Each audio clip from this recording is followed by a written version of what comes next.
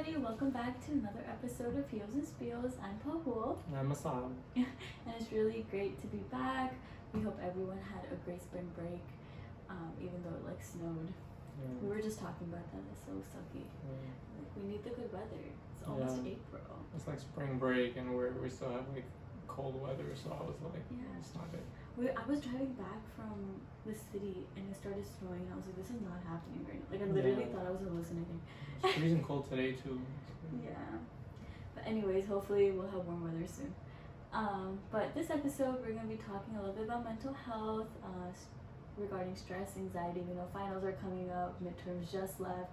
Spring goes really fast, the spring semester, so we know everyone's probably in a lot of stress. So we'll be touching on that a little bit, hearing from our peers about how they cope with stress, and hopefully they'll give you some ideas if you're struggling. But before we do that, reminders. We're going to be having a portrait workshop on Thursday, March 31st, 6 to 7 p.m. And we're going to be doing it with Rida, who is our previous marketing coordinator for Red Shoes Review. Mm-hmm. And she's really good at sketching and she does lots of portraits, and she's going to be showing us how she does it and her techniques as well. So it's going to be a really fun time, so come on down and check that out. And our magazine is also in the works and is going to be released very soon. So stay tuned for that. It's really nice and we can't wait for you guys to see it and read it and see all your work inside of it as well.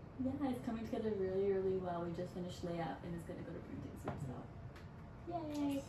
Alright, so for this episode, we really want to concentrate on mental health and really have a conversation about the hardships that almost every college student faces, and it's just an increasing problem that we're just seeing on campus. We're experiencing it. We're sure you are in some capacity, and we just want you to know that you're not alone, and there's resources out there for you to reach out to if you need to, which we'll be talking about a little later. But first, we just want to share some statistics with you. Yeah, so mental health is a really big issue, especially in college students as well, with all the stress we deal with, all the work we have, all the expectations we have to live up to and kind of achieve. And it's known that 73% of students deal with mental health, or they felt they've had a mental health crisis in their college experience. And almost half of college students have a psychiatric disorder, and they've also felt depressed, commonly, or in a time in their college experience as well. So it is a really big problem. It's a really widespread problem. Yeah, and when we were doing our research, we also found that suicide is sadly the second leading cause of death among young adults, right after accidents, which is just really heartbreaking. Yeah. Because that's never the answer. And and then as you said, 67% of young adults first tell a friend they're feeling suicidal before anyone else. So please keep your eyes open, ears open. If you see something, report it. I know it might not feel like you're being a good friend in the moment to them by exposing them, but trust me, you'll be doing them a favor in the long run. Yeah. What do you think? Why is mental health important? I just think it's important because it's been such a taboo issue in the past, and I know we're getting really, really good at it now. But talking about our feelings and expressing ourselves to help each other, which is amazing. But I still think it still needs more transition, for sure. And there should be more facilities and more ways to get help without having to pay a fortune. What do you think? Yeah, I think it's definitely an issue, and a lot of college students, as I said, they go through it because we have so much expectations, so much work. We kind of lose ourselves in it, and we end up saying oh, what am I doing in my life? Because there's so much stuff and we can't keep up. And I also think the non-stop testing is nerve-wracking, and it's just there's always something there's a midterm or an exam or a project or a presentation or a final that's never ending. Yeah. And that type of anxiety usually never goes away. Yeah, it's really hard to catch a break when you have back-to-back things to do and you don't have time to yourself and taking care of yourself. But yeah, it's always important to keep your eyes out for your friends. If your friend's feeling sad or you sense that something's wrong, you know, always like maybe pull them aside or try to talk to them and say, oh, hey, what's wrong? I'm here for you. You know, and if they can open up to you, that's really good, because it's always important to have like someone to talk to and someone to like express how you feel. Because once you like bottle it in, it's like really hard to like just keep it in without like some like consequence, or like thinking about something like bad or doing something bad, or like not thinking it through. So it's always important to have that. Yeah, biggest motto: see something, say something. Just, you know, act on it rather than being a bystander. But yeah, and I also think it's really important to find like healthy coping mechanisms, because I think a lot of college students also, like another big thing that is really common in college students become substance abuse, because they see no other way, and the party lifestyle really comes with the college experience, and getting caught up in that is easy because that's like your break time from like all the stress. So, but I think differentiating that and finding your healthy coping mechanism. I'm not saying don't party, I'm just saying like you know, like know when you need to step away and actually do self-care, and concentrate on yourself in a healthy way, in a way that's sustainable. Yeah, it's always important to have, like as she said, like have like sort of like mechanisms that you can cope with to like prevent yourself, your like mind from like overthinking or thinking about other things, because like mental health is not just, you know, like feeling like depressed, but it's also overthinking, and that causes the depression, or feeling like you like don't belong, or it could be because of anything, like all sorts of scenarios. So it's like really important to just have a mechanism. Like, what are some ways that you would say, like, what are some ways to deal with mental health and anxiety? So like personally, I have suffered from anxiety. It got bad in like high school, and then I found a lot of ways that I could cope with it, which have helped me. Which I write a lot, I write poetry, I do journal entries, and that kind of just like helps clear my mind. Just because like even if I don't feel comfortable talking to someone, at least I'm still getting those feelings out somewhere. So that, or I usually like, I love spending time with my family. Whenever I spend time with my parents, as corny as that sounds, like it just like relieves my mind that like they're there for me no matter what. They're gonna love me no matter what. And like talking to someone that you fully trust and you know that they're gonna accept you no matter what happens. And if you don't like reach the goals in time, or like on your timeline, like whatever it is, just to have that support system.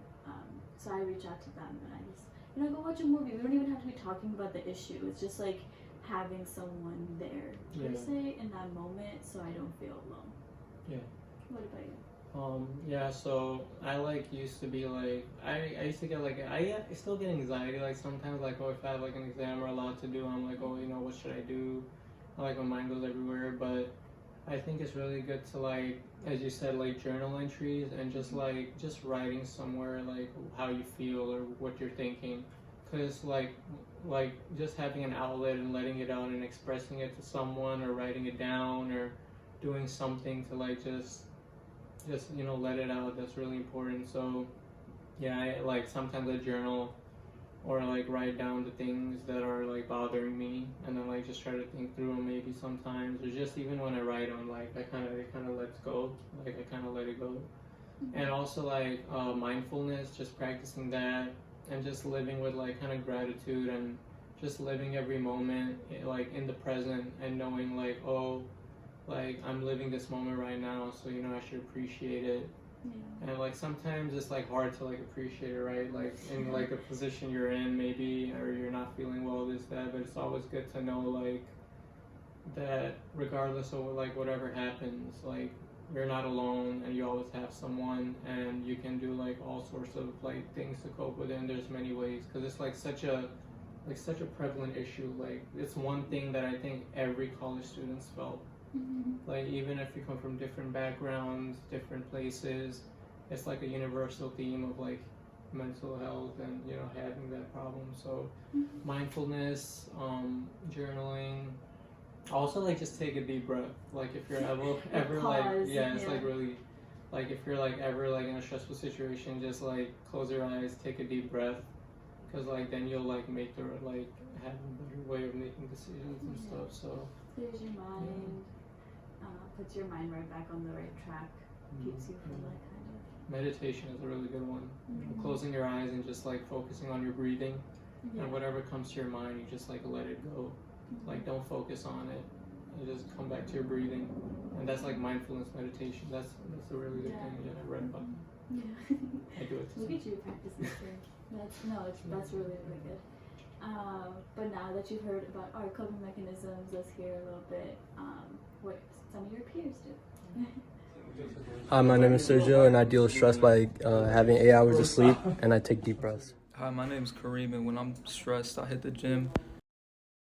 Hi, my name is Julie. I deal with anxiety by downloading a good book on my iPad, case in point, and just disconnecting for a while, putting my phone to the side, not checking my text messages, trying to relax, rewind from whatever it was, a bad midterm, bad news, whatever badness has infiltrated my life in the day. Yeah, just kind of hitting reset and focusing on what's important. Hey guys, my name's Mario. The way I deal with stress and anxiety is either meditating or just working out. Hi guys, my name's Ruben Lopez, and the way I deal with stress is by watching YouTube, playing guitar, or working out. Some of my favorite ways to de-stress are I love to curl up and watch a good movie. I love to play with my cats, and I love to bake, so I make some good chocolate chip cookies, and they're perfect to end the exam season with. So, yeah. Well, thank you to everyone who shared their experiences and their mechanisms. I hope it helps you guys find something that helps you guys, and you can try some of those stuff out. But before we end off this podcast, we do want to leave you guys with some resources that you can reach out to. I'll put a bunch of hotlines on the screen for different issues, but obviously the most important one, the Suicide Prevention Hotline, the national one is 800-273-8255. Please use it. Tell people if they need to use it. It's great. They have English, different app. It's 24 hours. And they provide help in different languages if you're more comfortable in like Spanish or something. So take advantage of it if there for a reason.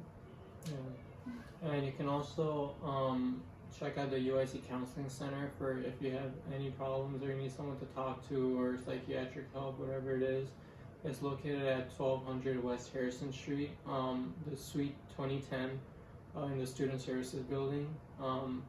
And their phone number is 312-996-3490, and you can always go there.